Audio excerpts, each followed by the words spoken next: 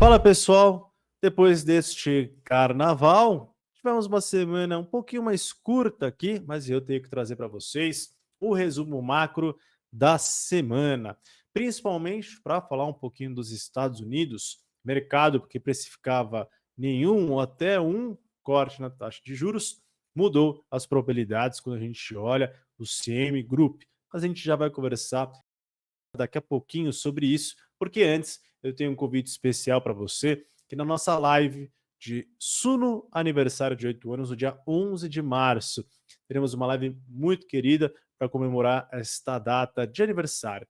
Para você ter acesso aos bônus, às ofertas, concorrer a grandes prêmios, se inscreva aqui no link abaixo, aqui nos comentários, para poder entrar no nosso grupo VIP. E aí temos as melhores oportunidades para você.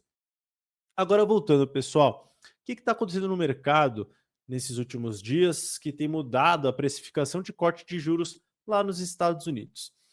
Para começar, pessoal, esses são temas essenciais para qualquer um que queira investir, porque juros norte-americanos afeta basicamente todos os mercados do mundo. Se os títulos norte-americanos passam a render mais, por exemplo, títulos de 10 anos, se elas estão pagando mais rendimento, isso atrai capital para lá, a questão de atratividade. E isso impacta principalmente países emergentes, e aí o fluxo de capital vai para os Estados Unidos, isso impacta negativamente a bolsa, estressa os mercados, e é todo um pouco dos episódios que nós vimos pós-eleições de Donald Trump, onde teve um estresse muito forte, principalmente na renda fixa por lá.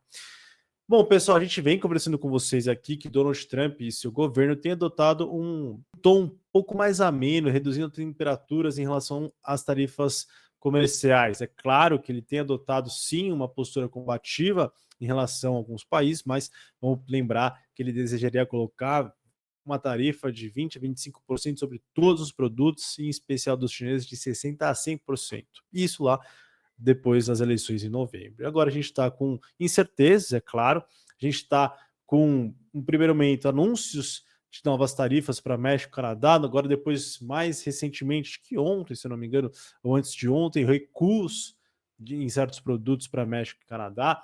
Então, está um pouco nessa briga. E há retaliações, o Canadá disse que ia retaliar, o México ia pronunciar nesse final de semana, mas dado que tiveram um acordo ali com os Estados Unidos, provavelmente vai postergar, e o Brasil marcou diversas reuniões com os Estados Unidos para discutir questões de tarifa para alguns produtos, para manter de novo sempre um pragmatismo que tem tradicionalmente na política externa brasileira. Esse pano de fundo que a gente tem em relação ao Donald Trump é muito conhecido, a gente tem falado muito aqui no resumo macro. Mas os dados que me chamaram muito a atenção, e eu escrevi isso num relatório algumas semanas atrás, antes desse alvoroço todo que está tendo mais recente, que alguns dados, e é exclusivo para os nossos assinantes, se eu não me engano, foi o relatório Macroeconomia 163, se eu não me engano, em que eu detalhava alguns dados como confiança do consumidor, em que a gente olha os dados que na época tinha até janeiro, e principalmente quando a gente desdobra e olha expectativas dos consumidores em relação aos próximos meses, estava em queda. Tinha o índice de sentimento de Michigan, e ele também, que tinha o dado mais recente de fevereiro, ele tinha caído. E mais recentemente, após a divulgação desse relatório nosso, foi publicado os dados de sentimento do consumidor, o confiança do Conference Board, que é outra métrica, outra instituição, e o índice estava abaixo de 80 pontos, estava em 60 em queda. E quando fica abaixo de 80 pontos, isso pode anteceder uma recessão.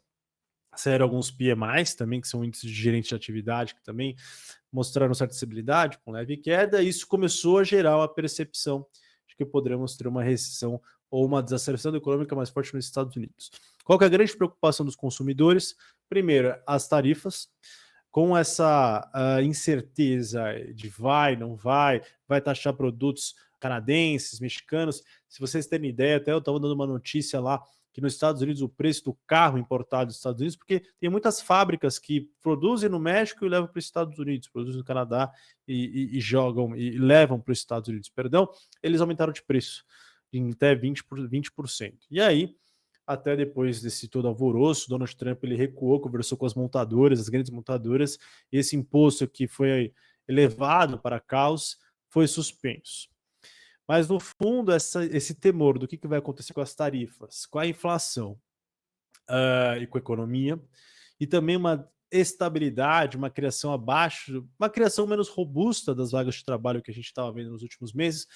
Por exemplo, eu vi lá na pesquisa que os desempregados estão até com mais dificuldade de encontrar novos empregos. Então, todo esse temor tem afetado a confiança dos consumidores. E se os consumidores, o consumo das famílias que mais pesa no PIB de um país, com exceção da China, entre outros, né, mas estou pegando os grandes aqui, se as pessoas têm menos confiança, eles vão ficar menos propensos a consumir. E isso vai afetar a economia hoje, isso pode virar uma bola de neve. E o que mais houve temor no mercado é que o índice, na verdade, a projeção do Fed de Atlanta, o GDP Now, começou a prever uma queda do PIB do primeiro trimestre em mais de 2,5%, se não me engano, 2,8% no primeiro tri. E essa queda, essa estimativa de queda de confiança, fez o mercado passar a projetar um corte de apenas um ou zero cortes de juros em 2025 para 3 cortes. Hoje o mercado, se você olhar o semigrupo, está projetando 3 cortes de juros nos Estados Unidos agora. Só que essas probabilidades, pessoal, mudam de dia em dia. A gente mantém ainda no nosso cenário apenas um corte. Por quê? A inflação nos Estados Unidos está um pouco chata ainda. Se vamos pegar as métricas do CPI, está em 3%, o núcleo está em 3,3 estáveis, bem acima da meta de 3%. Além disso, pegamos as médias móveis, 3, 6 meses estão subindo, todas acima de 3,5%. A gente vem conversando com vocês, pegar o super core, que é o core de serviços, núcleo de serviço menos aluguéis, também está subindo. Se olhar as médias móveis, está estável aí no índice. Então, no fundo, o que eu quero trazer para vocês é que a inflação nesse início de ano está um pouco mais pressionada. E isso deve continuar ainda nos próximos meses, a depender da evolução da atividade econômica, mas de fato isso traz um pouco de incerteza para o Banco Central. E diante ainda de que há incerteza em relação às políticas protecionistas e os efeitos secundários sobre a inflação, o Banco Central aqui dos Estados Unidos deve ficar ainda bastante cauteloso nas próximas decisões e vai esperar a inflação ainda dar mais sinais de desaceleração, que deve ocorrer mais entre o segundo e terceiro trimestre. A gente já pode vislumbrar uma inflação um pouquinho melhor do que a gente está vendo neste início de ano. Então essa é a grande visão do mercado, que depois desses últimos dados começa a voltar a projetar mais cortes de juros, só que a gente no nosso cenário ainda tem um pouquinho o pé no freio, porque a gente precisa ainda compreender a evolução da economia norte-americana, que de um lado tem o mercado de trabalho e atividade econômica, de outro tem uma inflação um pouco chata e com tarifas que podem ainda afetar negativamente os preços. Saíram hoje dados do mercado de trabalho com uma criação de 151 mil vagas, se eu não me engano, deixa eu até conferir o número aqui, 151 mil vagas novas de trabalho não agrícolas em fevereiro de 2025, acima de janeiro, tá? Mas o dado veio aquém do esperado, tá? O mercado projetava 160 mil vagas. Tivemos revisões de dados de meses passados, taxa de desemprego subiu de 4 para 4,1, os salários voltaram a subir. Se a gente olhar a média móvel de 3 meses, a gente nota que o mercado de trabalho, a criação de vagas está em torno de 200 mil, que está dentro do equilíbrio. A gente não viu grandes surpresas nos dados hoje do mercado de trabalho. Nós ainda enxergamos um mercado de trabalho estável, em equilíbrio, e até alguns diretores do Banco Central se ressaltaram que não viu o mercado de trabalho não há uma força que poderia gerar pressões inflacionárias. Então a gente está bem de acordo que o mercado de trabalho segue bastante estável, o que é positivo. E aí, depender da evolução da inflação do mercado de trabalho e atividade, o Banco Central norte-americano vai tomar as decisões para as próximas reuniões. Beleza, pessoal? Aqui do Brasil, acho que o dado mais importante foi o dado do PIB. O PIB brasileiro de 2024 encerrou em alta de 3,4%. Até peguei uns dados aqui, se olharmos os últimos 4, 5 anos, 2021 crescemos 4,8, 2022 3, 2023 3,2, 2024 3,4. Então, crescemos aí nos últimos 4 anos acima de 3%, o que é bastante positivo, principalmente para a economia brasileira, economia real. A gente olha basicamente a evolução do comércio, dos serviços, da indústria, principalmente a indústria em 2024, foi um fator bastante positivo. Se eu pegar a indústria aqui, pessoal, em 24 eles cresceram basicamente 3,3%, e aí eu coloco uma lupa, a gente vê dados ali de construção, de indústria da transformação para a produção de veículos, por exemplo, foram fatores bastante importantes. E serviços também, que basicamente é muito dependente desse consumo das famílias, cresceu 3,7% quando a gente olha de novo o PIB do lado da oferta, né? Indústria, serviços e água caiu, mas de fato PIB de serviços e indústria foram bastante positivos. Quando a gente olha o PIB da demanda, com uma lupa, os dois pontos principais que eu chamo a atenção foi a formação bruta de capital físico e investimentos, apesar da Selic ter voltado a subir ali no final de 2024, na média ele estava menor que 2023, o que impulsionou crédito.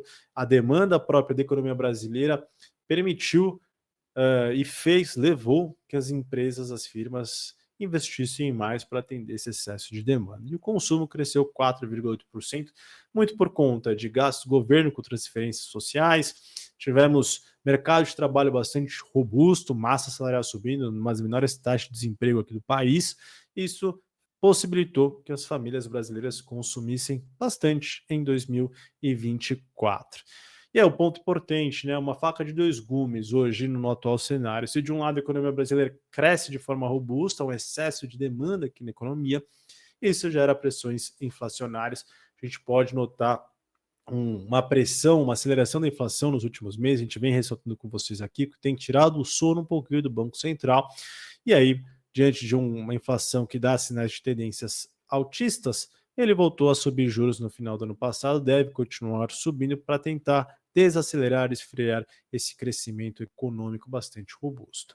Quando a gente observa os dados do quarto trimestre de 2024, especificamente, a gente já nota uma desaceleração influenciada por muitos fatores, mas entre eles, por exemplo, os juros altos no final do ano já impactou, o menor gasto do governo também é outro fator que diminuiu o ímpeto da economia brasileira nos últimos 3 meses do ano. E quando a gente olha dados de alta frequência, pega PIM, PMC, PMS, que no fundo são índices da indústria, do comércio e de serviços, eles vêm apresentando uma performance negativa desde o finalzinho do ano passado e o começo desse ano, o que mostra realmente que a economia brasileira vem perdendo fôlego, tá?